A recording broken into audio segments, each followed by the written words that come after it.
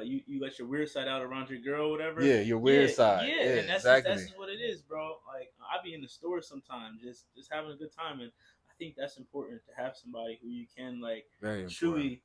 She sees you for who you are, not Yeah. like who she wants you to be, or you know what I'm saying. Yeah, I know what Like you're saying. Who someone who she wants you to truly be. Yeah. sees you for all that you are, and that's a real blessing, bro. Not a lot of people or men.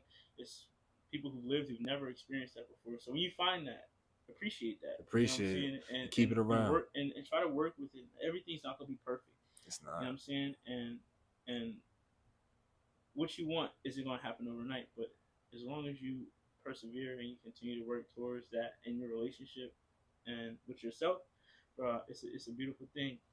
It's a beautiful It thing, is a bro. beautiful thing. So look, I ain't gonna lie, my phone's probably gonna die soon. If y'all Facts. have been watching for this long, I appreciate y'all. This is actually just Facts. a great talk. I want to do one more question before we end this thing. All right. So let's just, you know what I mean, finish it on a All right. strong one. Okay. Give me the five biggest red flags you see in women. Okay, we go end on this. All right, Yo, man. be real. Keep it a All right, the being. Keep it a biggest red being. flags. I hate a woman who is narcissistic, way Mm. too into herself, way too into her looks and nothing else. I've seen plenty of women who that's all they have to offer is looks. You know what I mean? And they, like I said, they want you to just give, give, give. So like, yeah, just that narcissistic mindset.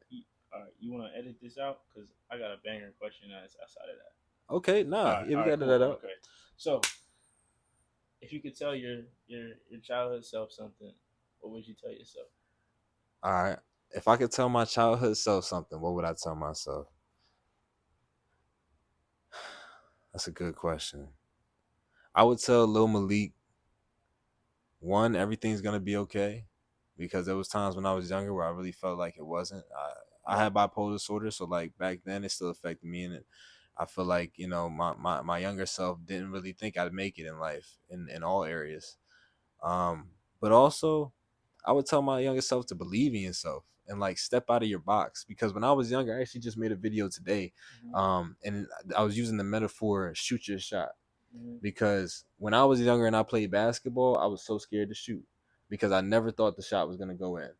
And now when I play basketball, I'm a pure shooter. That's all I do. Well, And yeah, that's all I do. I when just you were shoot. younger, were you afraid of failure, of I was afraid. the Yeah, like the not ridicule, but the backlash if you missed it? yeah. I was Because I afraid of feel the that way backlash. sometimes. Yeah, I was afraid to embarrass myself. I was Right. afraid that people were gonna look at me and be like, Malik, why are you shooting? What are you doing? You suck.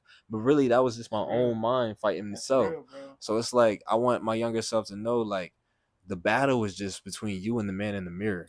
I saw a statistic. It was like 80% of things that we have anxiety about never happen.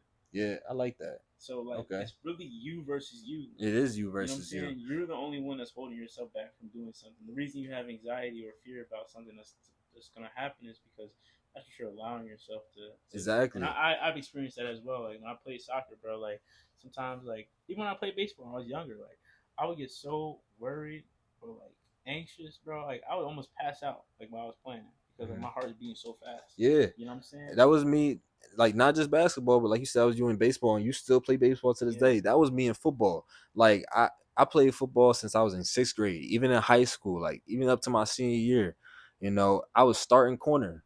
I'm 5'6", and like I wouldn't look at the blessings of me starting and why coach put me out there. Like coach saw something in me that I didn't see in myself. Because when I Right. was younger, I was like, why the fuck he put me out here? Like, yeah, I'm athletic, but I'm Yeah. short as hell. But Right. like, nah, there's something that he seen in you and he knew you can do, that you just had to give yourself time to figure out. And like I feel like that confidence factor is something that I didn't have for a long time in my life. I wasn't confident in myself at all.